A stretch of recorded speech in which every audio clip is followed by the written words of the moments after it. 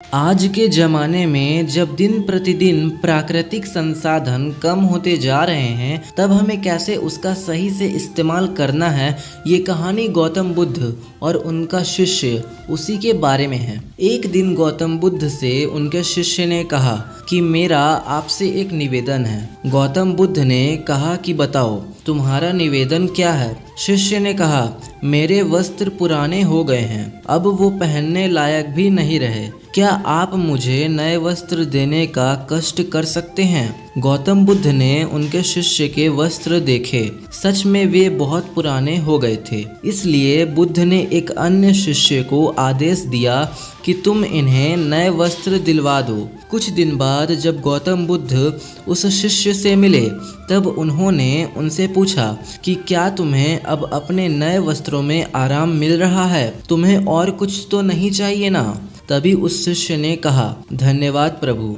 मुझे अब इन वस्त्रों में बिल्कुल आराम मिल रहा है, मुझे और कुछ भी नहीं चाहिए। गौतम बुद्ध ने शिष्य से पूछा कि अब तुम्हारे पास नए वस्त्र हैं, तो तुमने अपने पुराने वस्त्र का क्या किया?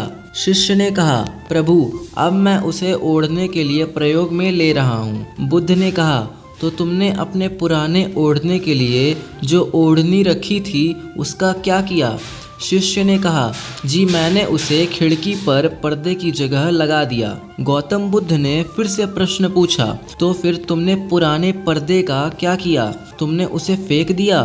शिष्य ने कहा, जी नहीं, मैंने पुराने पर्दे अभी तक फेंके नहीं हैं। मैंने तो उसके 4 टुकड़े किए और उनका उपयोग मैं रसोई में गर्म पतीलों को आग से उतारने के लिए कर रहा हूँ। बुद्ध ने पूछा, तो फिर तुमने अपने रसोई के पुराने कपड़ों का क्या किया? शिष्य ने कहा, अब मैं उन्हें पोछा लगाने के लिए उपयोग में लेने वाला हूँ। गौतम बुद्ध ने कहा, तो फिर तुम्हारे पुराने पोछे का क्या हुआ? तब शिष्य ने कहा कि प्रभु, मेरा पुराना पोछा अब उतना खराब हो गया था कि उसका कुछ नहीं हो सकता था। इसलिए मैंने उस पुराने पोछे का एक एक धागा अलग कर दिया और उसमें से दिए की बातियां तैयार कर ली, और उन्हीं बातियों में से एक कल रात आपके कक्ष में प्रकाशित की थी। गौतम बुद्ध अपने शिष्य से संतुष्ट थे। वो ये जानकर बहुत खुश थे कि उनका शिष्य चीज़ों को बर्बाद नहीं करता है और उसमें ये भी समझ है